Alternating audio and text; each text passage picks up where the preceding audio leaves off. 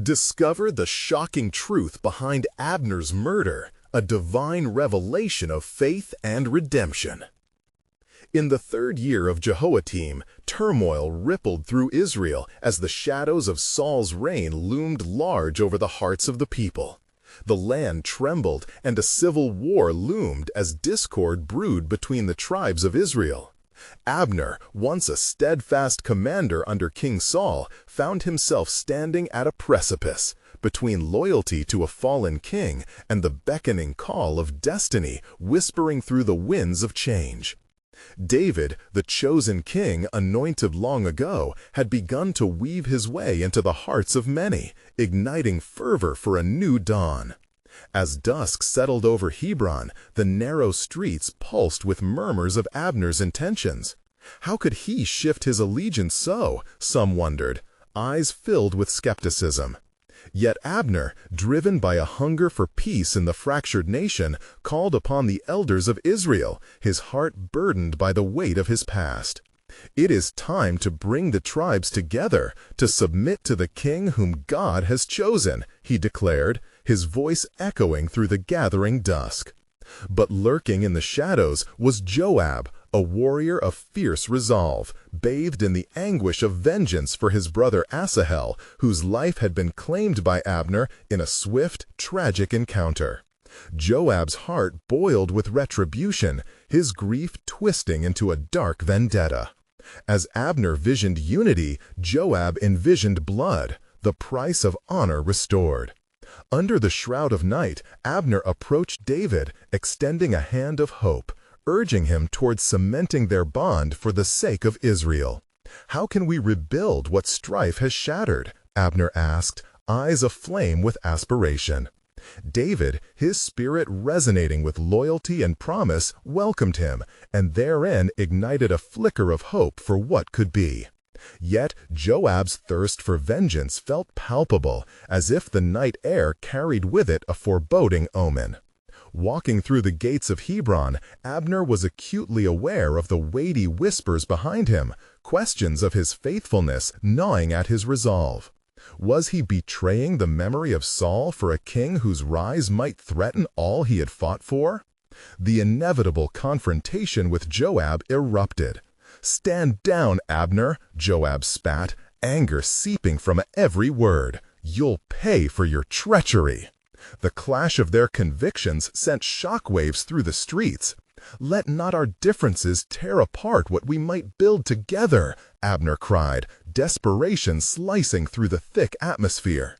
But Joab's heart had been consumed by hatred, leaving no space for reconciliation. And in that moment of chaos, the struggle swept over them like dark waters, and Abner fell, becoming a sacrifice on the altar betrayed. The ground drank deeply of his blood, leaving behind the bitter taste of broken trust and shattered dreams. As he lay there, news of Abner's murder reached David, a tempest crashing over his heart. Mourning consumed him, for the cost of unity had been steep. What divine purpose lay tangled in this web of betrayal and bloodshed? The narrative of Israel had twisted into a darker chapter, yet through the tangled threads, the promise of restoration beckoned, as hints of redemption danced in the shadows. Before we continue with this incredible biblical account, I want to make sure you don't miss any of these powerful scripture stories. Click the bell icon and select all notifications. These biblical narratives have transformed countless lives throughout history. If God's word through this story is blessing you, please like and share with someone who needs to hear about God's faithfulness today. Tell me in the comments which biblical story has most impacted your faith journey. I'm always amazed how God's word speaks to hearts across generations. Now let's continue with what the Lord did next.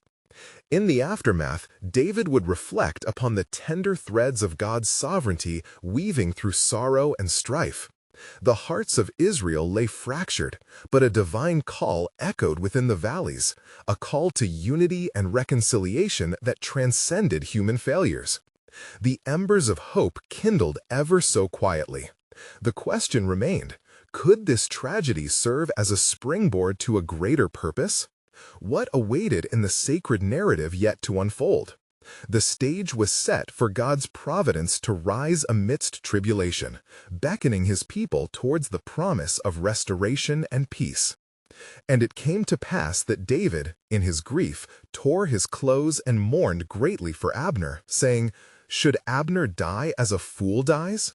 Your hands were not bound, nor your feet put into fetters. As a man falls before the wicked, so fell Abner." And all the people wept for him. And David commanded that they should bury Abner in Hebron, and they did so with great honor. And as David sat upon his throne, a heavy cloud of grief still lingered in his heart. The shadows of betrayal cast long over the land, and he wept for the unity that was lost. The murmurs of the people rose like an echoing tide, questioning the path ahead in the wake of such loss. Would Israel continue to fray at the seams, or would the promise of God's anointed prevail amidst these trials? As David sat there, his mind turned toward the future and the promises God had spoken over him. He recalled the words of Samuel, that he would be a shepherd over the people of Israel. Yet the struggle for that leadership weighed heavily on his spirit.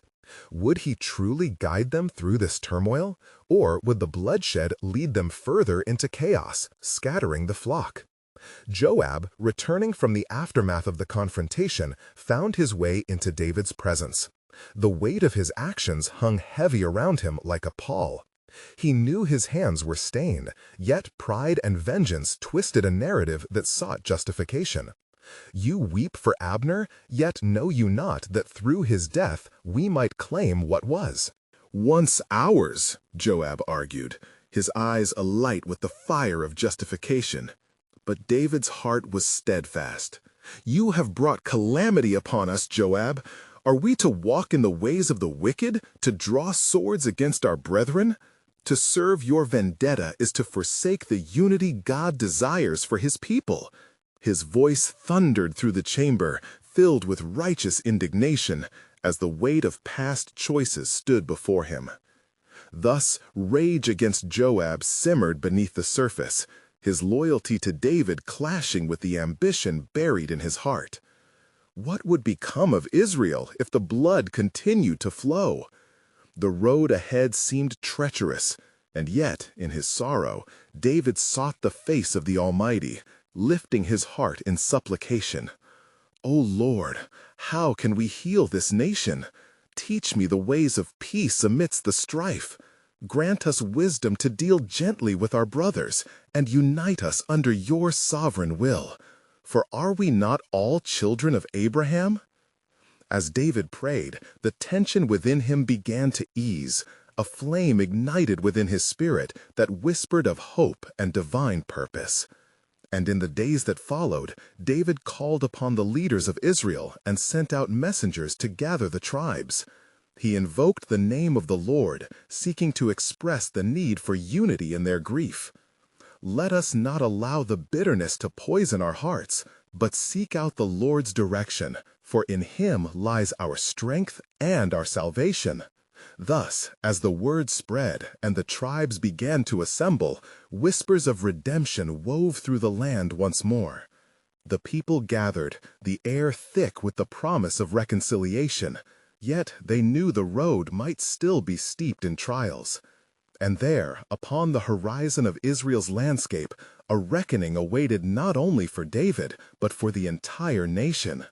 For God, in his sovereign plan, often weaves both threads of sorrow and joy in the tapestry of time. What transformation might lie ahead? How would the Almighty bring forth beauty from ashes, hope from despair?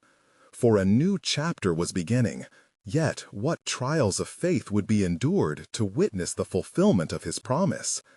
In the heart of the land stirred the pulse of destiny, and the echoes of Abner's sacrifice resonated a deeper truth.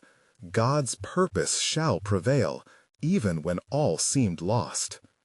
And it came to pass that, as the tribes gathered in the shadow of Hebron, the tension within Israel remained palpable. The leaders convened under the olive trees, where the sun cast dappled light upon their troubled faces. Each tribe bore its own wounds, the recent loss deepened by the fear of further conflict. David arose among them. His countenance was a mixture of sorrow and determination. "Hear me, O tribes of Israel. The Lord God of Israel has spoken, and I believe he is calling us to unity. We are not merely clans divided by blood, but one nation chosen to bear his name." His voice rang clear, reverberating through the gathering, and hope flickered in the hearts of the mourners. One leader from the northern tribes, Abishai, spoke with urgency. "My lord, after the death of Abner, many have whispered that you seek to seize the throne with violence. How can we trust in a king who mourns one, yet may conspire against another?" David, hearing these words, felt the weight of distrust fall heavily upon him. "I can only be truthful with you," he replied. "Before the Lord, I am not a usurper, but a servant. For it was God who anointed me through Samuel, and I do not desire power, but the shalom of our people. Can we not rally as one under the banner of our God?" The spirit of reconciliation began to stir among the assembly, and the older men murmured, recalling the days of Saul. They remembered the grace in David's heart, that even in his rise he had spared Saul's lineage, showing mercy when the world demanded vengeance. But amidst this effort for unity, there were hidden hearts, those who bore allegiance to Ishbosheth, son of Saul. They lurked amidst the crowd, their whispers plotting, seeking to rise against this gathering of brethren. Yet God's will turned the heart of the assembly. They began to see in David not just a man of war, but a man of faith. With fervent prayer, David sought the guidance of the Lord. "Most High, grant me the vision to weave this fractured nation back together. Show us your path." In that moment of desperation, the Spirit of the Lord swept through the assembly, and though conflict teetered upon the brink, the universal longing for peace began to bind their hearts. As days passed, David sent messengers to the house of Saul to offer peace to Ishbosheth. "Come, let us speak upon the matters of our forefathers. Do not let the shadow of Abner's death darken our future," he urged. The winds whispered of compromise, yet suspicion lingered like smoke in the air. When Ishbosheth received David's envoys, he trembled, uncertain of the king's intentions. "What if my father's legacy remains tainted by the blood of Abner?" he pondered, fear gripping him at the thought of confrontation. What wisdom would guide him through the treacherous waters of jealousy and ambition? While conversations drifted between camps, Joab, filled with anguish at the thought of losing power, plotted against the unity David so fervently sought to forge. His heart resided in a realm of vengeance, and he determined to obscure the truth of his betrayal from the eyes of the king. One evening, as the sun set, painting the sky in hues of crimson, David stood upon the walls of Hebron, beholding the land and breathing in the scent of hope mixed with uncertainty. In that stillness, a whisper echoed within him, a divine assurance, "Trust in me. I am working all these things for your good." So, the heart of the nation was in the balance, swaying between reconciliation and strife, between the past's shadows and a future bathed in promise.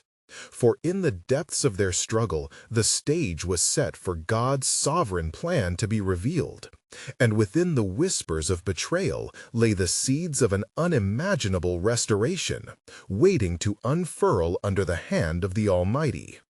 And it came to pass that as the sun rose over Hebron, casting golden rays upon the land, the stirrings of the heart of Israel grew ever louder.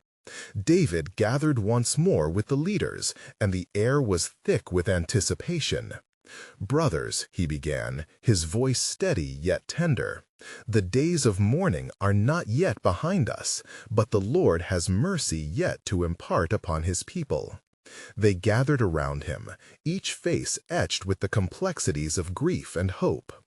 David continued, "The path to unity demands sacrifice, for before we are secure in our bonds, we must confront that which divides us. Let us seek out Ishbosheth, and if he would meet with me, let us lay our grievances upon the altar of the Lord." Yet, hidden within the ranks was Joab, a man marred by his own grudges and ambitions. His heart raged as he listened. "This shall not be," he muttered to himself. "Can this so-called king extend the hand of peace to the heir of Saul? What legacy shall he build if he allows Ishbosheth to retain a place among us?" And he plotted, his heart darkened with thoughts of vengeance.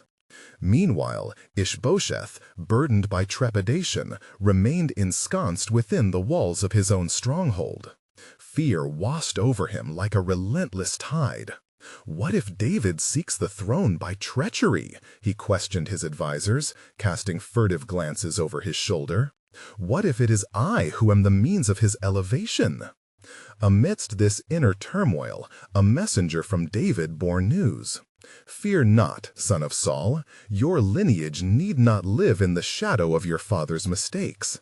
Remember, it was David who refused to raise a hand against Saul, even when he had the chance. He desires peace, not destruction." And so, with trembling hands and a heart racing, Ishbosheth summoned his courage and agreed to meet David for the sake of their nations. As both prepared for this fateful encounter, word of Joab's scheming began to slip through the cracks of the walls, like the whispering of sins that even the shadows could not hide.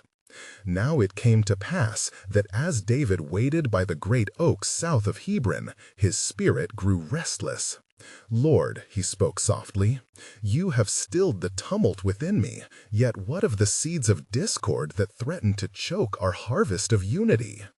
And as he prayed, the clouds above gathered ominously, reflecting the tension that coursed through both camps. It was in that moment that Joab made his move, his heart ignited with a desire for action. He approached Ishbosheth, his voice smooth like silk, concealing daggers within. "Do not listen to David's words, for under them lies a heart of a lion hunting wolves," he intoned. "Your people crave a true leader, one who will not hesitate to act decisively." Thus, a shadow crept over Ishbosheth's resolve, deepening the fracture within the land. As darkness fell, he found himself ensnared by fear yet again. Then a tumult arose as David's envoys arrived at the gates of the stronghold to speak what was meant to be a peace forged from mutual respect. The tension in the air was electric, both sides hoping for reconciliation, but haunted by doubts that whispered echoes of betrayal. David's heart, however, clung to hope, for he remembered the words of the prophet. "He has shown you, O man, what is good, and what does the Lord require of you, but to do justly, to love mercy, and to walk humbly with your God." And in that very moment, as the gathering approached, the Lord's purpose became clear. For within the heart of contention and division lay a divine opportunity for redemption. God's sovereign hand was poised to break forth in unexpected ways. Little did they know, the depths of their conflict were but reflections of a greater battle. For the time had come for God's promise to be woven into the fabric of their history. A divine revelation was about to unfold, revealing the shocking truth behind Abner's murder and the impending path to Israel's true restoration. And it came to pass, the sun dipped below the horizon, surrendering the sky to the cloak of night, as the two factions poised themselves for what would become a pivotal moment in the saga of Israel. As silence deepened, David's messengers at last entered through the iron gates of the stronghold. They approached Ishbosheth with trepidation, yet determined hearts, holding tightly to the promise of peace. "Son of Saul," they began, their voices resonating with the weight of their mission, "the anointed king calls upon you. He seeks not your destruction, but your fellowship, that we together may heal the nation." Yet Ishbosheth's heart quaked within him, for Joab's whispers lingered in his mind like smoke in the air. "What assurance do I have that his words are true?" he stammered, his gaze shifting nervously. "Is it not David who brought my father low? Why now does he seek my friendship?" The envoys, sensing the turmoil of fear and uncertainty within him, echoed David's promise. "He wishes to honor your lineage and unite the tribes for the sake of Israel. Let us go to him and discourse as brothers." Their words poured forth like balm upon a wound, yet Ishbosheth remained torn, wrestling with the phantoms of doubt. Simultaneously, Joab prowled the shadows, his intentions cloaked in ambition. He knew the hearts of men were fragile and could be swayed with the right lure. "What is this talk Of unity," he muttered to his men. "If David is to reign, let him do so without rivals. We must strike while the iron is hot and assert power where it has been so long denied." The fire of rebellion ignited in his chest as he plotted a course that would leave blood on his hands, but gold in his coffers. As David awaited Ishbosheth's response, he found himself steeped in fervent prayer. "Lord of hosts," he called out in the quiet of the night, "your ways are high above our ways. Grant me the wisdom to see beyond this moment, that I might lead my people with righteousness." In that sacred moment, the Lord's peace filled his heart, whispering promises of deliverance and redemption even amidst the brewing storm. And lo, at the gates of the stronghold, the two camps met, shrouded in an air of caution and unspoken words. Ishbosheth emerged, hesitating, until he found the resolve to take the first step towards David's outstretched hand. Yet just as the two were to embrace, a shock ricocheted through the crowd as Joab's men stealthily descended like wolves upon the unsuspecting flock. A shout pierced the night, a cry of betrayal. In a flash of boldness, Joab seized the moment and charged forward, his hand steady on the dagger hidden beneath his cloak. "No longer shall the son of Saul walk alive among us," he bellowed, the weight of generations lingering in his words. But just as he unleashed himself towards Ishbosheth, David, sensing the elevation of evil, cried out, "Joab, we must not let anger dictate our actions. Remember the Lord's command to love and seek peace." Yet the carnage was already set in motion, and the cries of men filled the air. The clash of steel rang loud and terrifying, echoing over the valleys and hills of Israel, a cacophony of despair. Amidst the chaos, the heart of the nation trembled, warring against itself, oblivious to the divine tapestry being woven in the depths of their strife. In the shadows, the sovereign hand of God was stirring, for unbeknownst to Joab and the tribes, the slain would become a testament to a greater revelation. The blood spilt in conflict would herald the dawn of true kingship and divine authority in Israel, a restoration that only God could bring forth. And as the dust settled, in the darkness of his ambition, Joab would soon discover that not all plans are set to succeed, for God's purpose is never thwarted, nor his promises unfulfilled. Thus, the stage was set for the unfolding of a narrative steeped in redemption and reconciliation, a backstory leading to the heart of the covenant God had spoken long before. Little did they know, the depths of their conflict would soon reveal a path to a throne established by his everlasting decree. And it came to pass, amidst the tumult of the night, that the war cries and clashing of swords began to fade, as the soldiers of Joab pressed hard against the remnants of Ishbosheth's men. In that dire hour, Abner, the captain of the host of Ishbosheth, found himself entangled in the throes of desperation, his heart burdened with the weight of impending ruin. "Flee! Flee!" he shouted to his soldiers, his voice rising above the din. "We fight for the hope of a nation. We cannot let our blood wash away the future of Israel." With fervor, Abner rallied his men, yet fear had gripped them tightly. The specter of Joab loomed larger than life, even as the battle surged like a tempest around them. Seeing the futility of the fight, Abner turned his gaze towards Joab, who was incited by wrath and vengeance.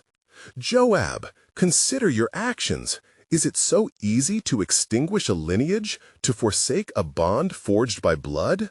We may be foes, but we share the heritage of our fathers." Yet Joab, his heart harshened by ambition and revenge, only regarded him with resolute eyes. "Nay, Abner, this strife is but the beginning of a new chapter for Israel, one where the blood of Saul's house shall enrich the soil beneath my feet. You acted treacherously. Let this night be your reckoning."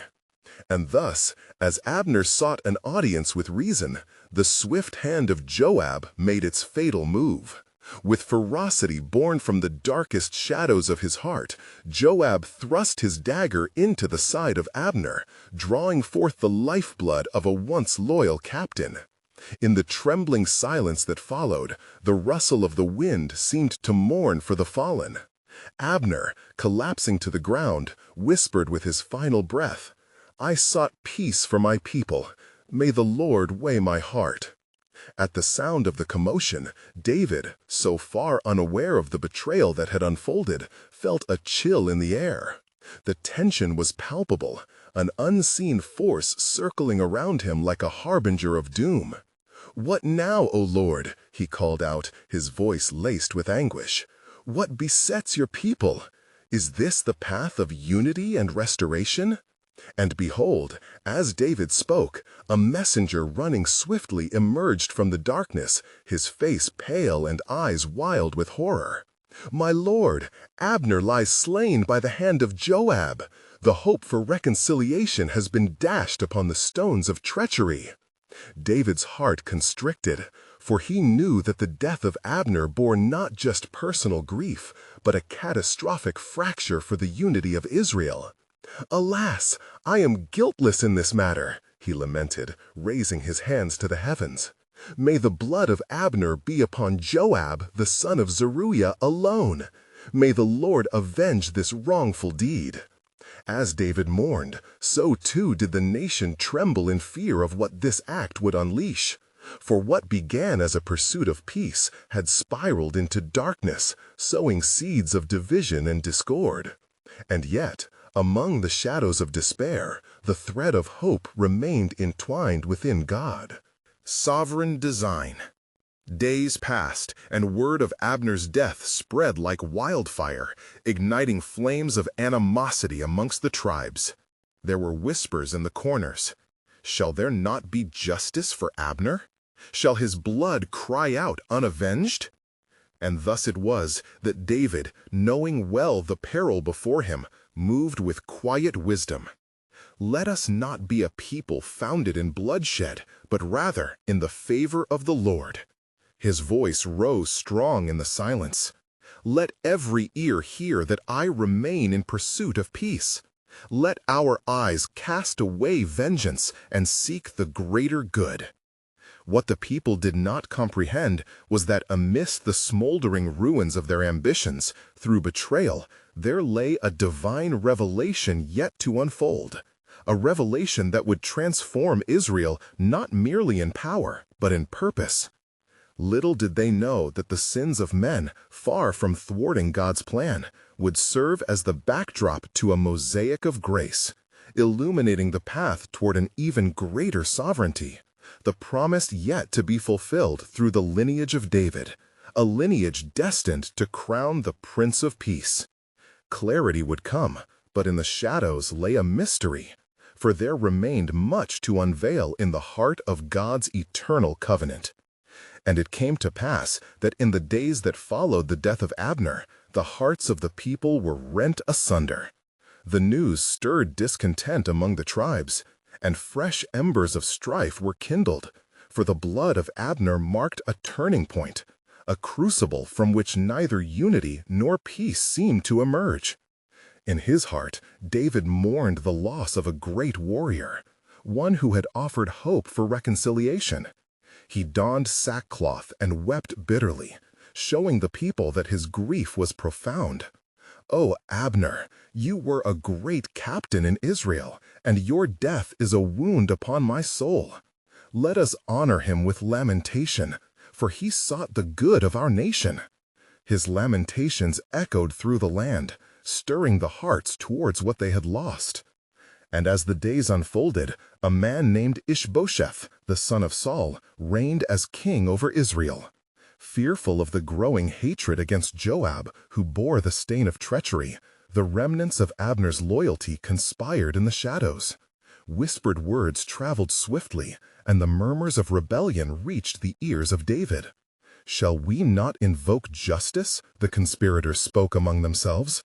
"For Joab has brought dishonor upon the very name of Israel. He must answer for the blood he has spilled." Yet David, aware of the precarious balance that hung in the air, counseled restraint. "Let us not hasten to violence, for vengeance is not ours to take. The Lord shall be our avenger, and we must pursue righteousness above all." The time of deliberation grew short, for in the hearts of men wrath flourished. The elders of Israel convened, and it was recognized that without a leader who could unite them, they stood at the precipice of division.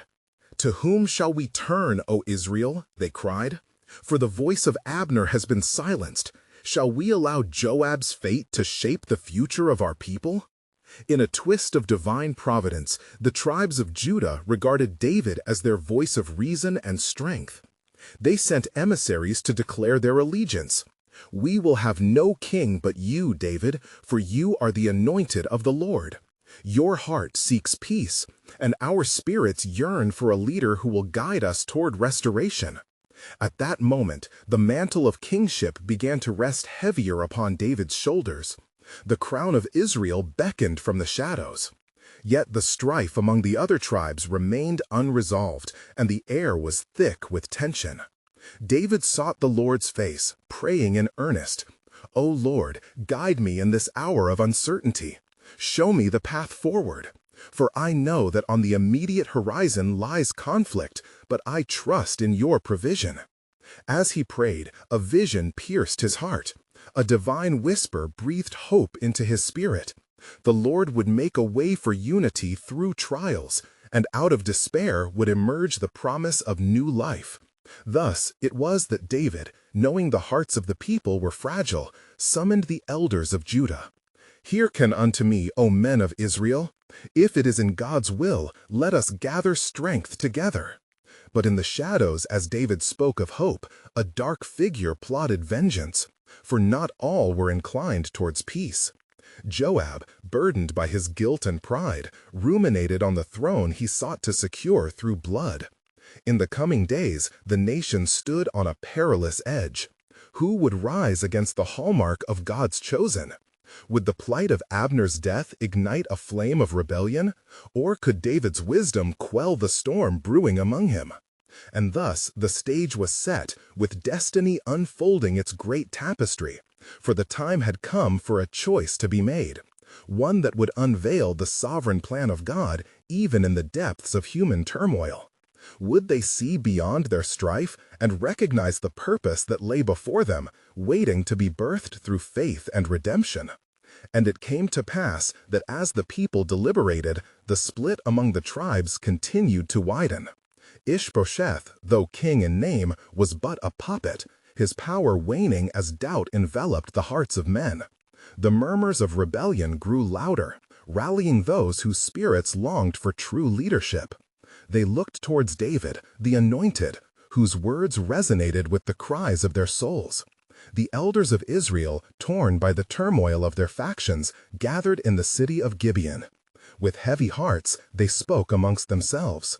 "Is it not David whom the Lord has ordained over us?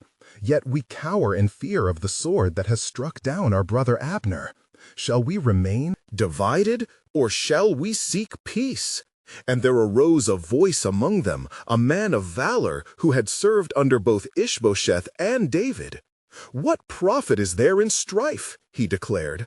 "Let us seek David, the shepherd of Judah, for he is a man after God's own heart." As news of their deliberation reached David, his spirit stirred within him. He gathered his men and sought counsel with the Lord. "O Lord, how shall I go forth? Grant me wisdom to steer these people towards your desired end, for they are weary, and I am but a servant." Once again, the Lord spoke to David, saying, "Go up to Hebron, and there anoint yourself king over all Israel."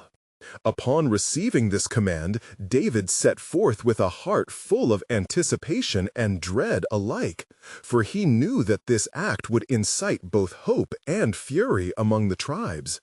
Now, Joab, keenly aware of the shifting tides, felt a tempest brewing within him. The weight of Abner's blood pressed heavily upon his conscience, and with darkened resolve, he sought to manipulate the situation to his favor. If David would lead this people, he mused, then he shall do so over the corpses of those who oppose him. I will not stand idle as the throne slips from my grasp. Thus did Joab conspire with a small band of discontented warriors, plotting in the shadows to undermine David's ascendancy. "If the throne can only be secured through blood," he whispered to his companions, "then so be it." As David and his men journeyed toward Hebron, the tribes began to gather, their voices echoing the mixed sentiments of loyalty and dissent. The elders of Judah stood firm, proclaiming, "We will support our king, the shepherd we know, who delivered us from the hand of the Philistines." In contrast, the forces loyal to Ishbosheth began to rally as well. "Shall we allow ourselves to be led by one who bathes himself in the blood of Abner's kin?" they shouted, inflaming the anger that had yet to quell within their hearts. Amidst this chaos, Abner's death weighed heavily upon the lips of many. Whispers of betrayal and revenge swept through the ranks like fire through dry grass, igniting the tensions that David had so earnestly sought to quell. Yet, in the face of such strife, David remained resolute in his commitment to peace, praying, "Lord God, give me strength to navigate this tempest, that I may lead all of Israel under your banner." It was then that a herald approached, panting with urgency, proclaiming, "The elders of Israel have gathered. They await you, O King David, to swear allegiance before the Lord." Bound by an unyielding faith and the weight of divine calling, David stepped forth. "I shall be your king. Let us bind ourselves in covenant before the Lord, for only through him shall we find redemption and unity," he proclaimed. Yet even as hope sparked in the hearts of some, Joab's schemes lingered, dark clouds overhanging this promise of new life. Little did they know that the true battle was hardly begun. Hidden within the shadows lay a deeper truth awaiting its unveiling. For God, in his sovereignty, was threading the tapestry of Israel's future, and soon all would see that even in the midst of betrayal, his redemptive plan would shine forth like the dawn after the darkest night. Would the people rise above their fears and step into the promise of unity that God had ordained? The answer lingered, shrouded in divine mystery, waiting for the appointed hour. And it came to pass, after David was anointed king in Hebron, that the elders of Israel gathered from all the tribes, and they spoke with one heart, saying, "Behold, we are your bone and your flesh. In times past, when Saul was king over us, it was you that led Israel out and brought them in.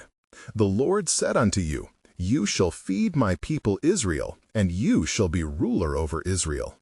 2 Samuel 5:1-2. And thus they made a covenant before the Lord in Hebron, and anointed David king over Israel.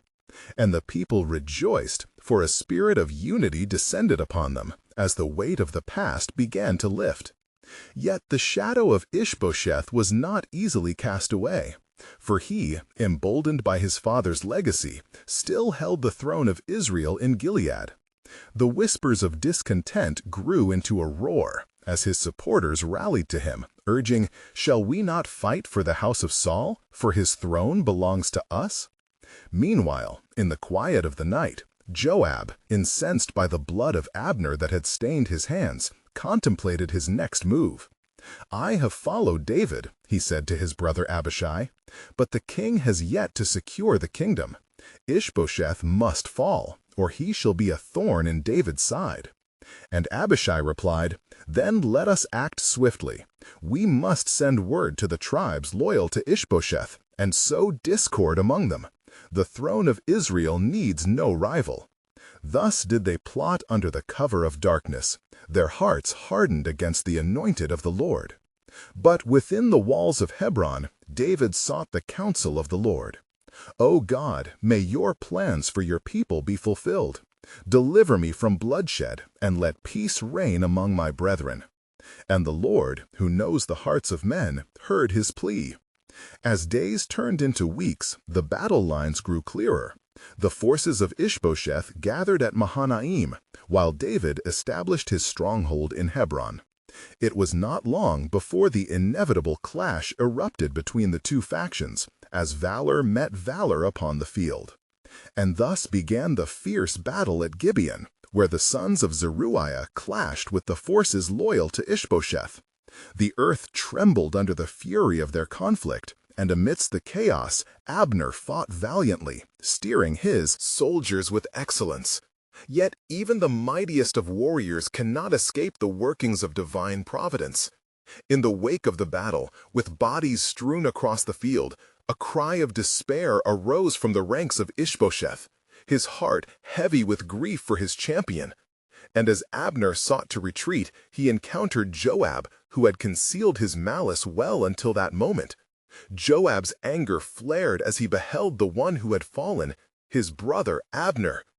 "Is it peace that you seek?" Joab asked, his voice heavy with bitterness.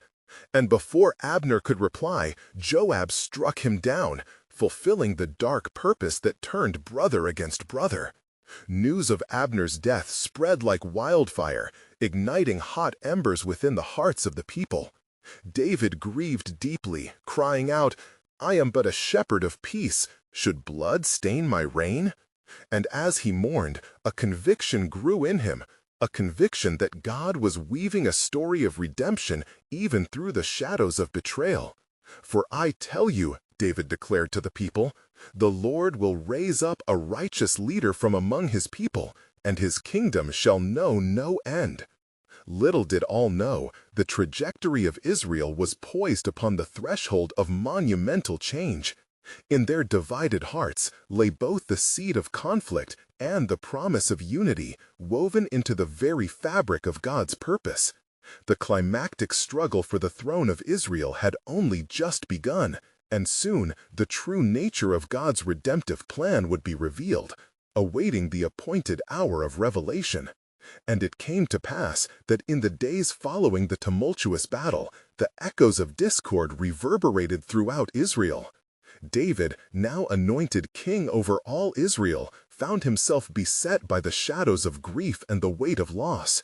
Abner's death had carved a deep chasm in the hearts of many.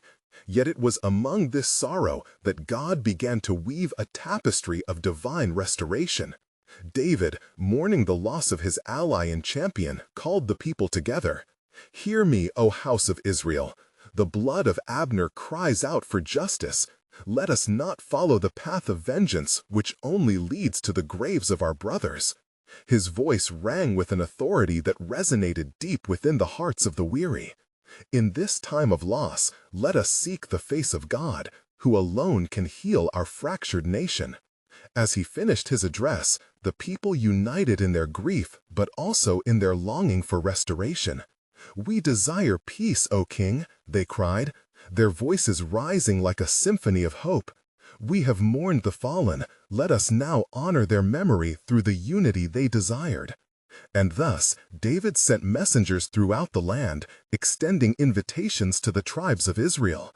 "Come, let us gather as one, under the banner of the Lord, for he calls us to be restored unto one another." The elders from each tribe responded, and a great assembly was set for days of prayer and counsel amidst the olive groves of Gilead. And lo, among them was Ishbosheth, the son of Saul, still clinging to the remnants of his father's legacy. Sensing the shifting tides, he stood before the assembly, wary yet hopeful. "O David, we are bound by the covenant of our fathers," he declared.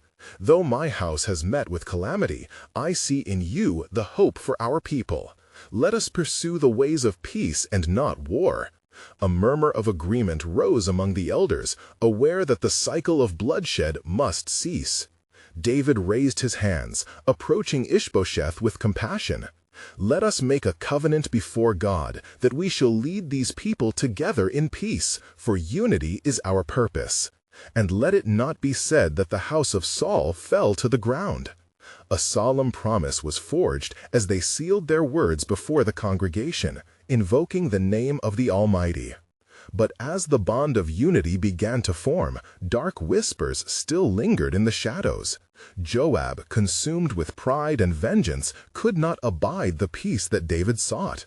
"What is this hand extended in peace?" Joab growled to himself. His heart hardened against the renewal of the fractured kinship. There will be no tranquility while the remnants of Saul's lineage linger.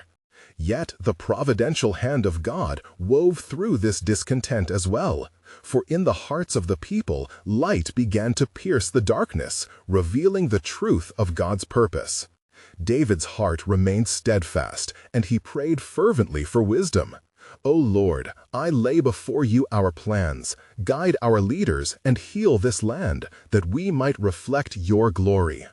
As days turned to weeks, a spirit of reconciliation spread throughout the tribes. The battle-weary congregated not only as warriors, but as embers of hope flickering within the smoke of strife. Families long separated began to gather. Memories of shared heritage swelled, reminding all that they were children of Abraham. One fateful day, as David convened with the leaders, the Lord spoke profoundly to him. "Anoint your path, for I will lead you to victory, but not by the sword. You shall unite by love, so that two nations may walk as one." And David rose among them, his face radiant with divine truth. "Hear me, O people of the Lord. Let our wounds become scars of testimony.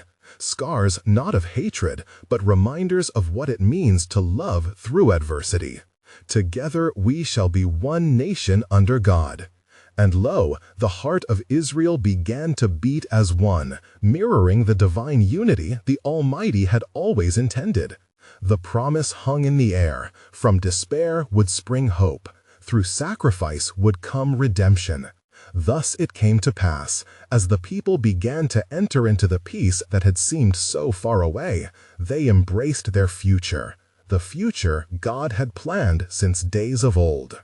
Shadow of Abner's death, though a heavy lament, transformed into the dawn of a new era. The binding of hearts in love and faith became the legacy of God's people.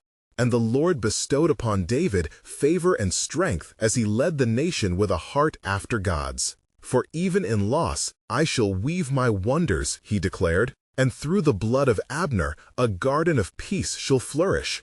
And so Israel became a testimony to the world, a people who overcame darkness with light, shadows with glory, and death with everlasting life. They would rise to proclaim, "The Lord reigns, and peace is found in the unity of his children."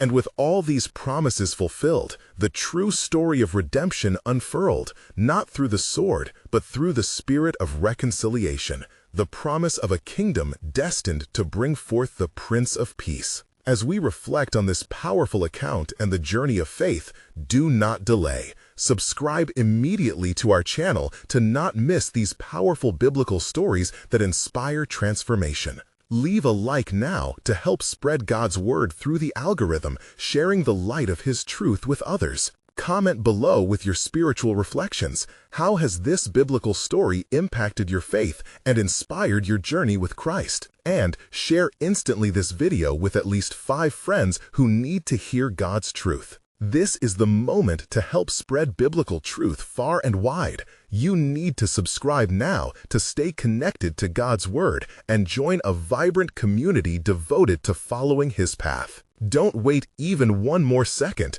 Be a beacon of hope and share this powerful testimony today.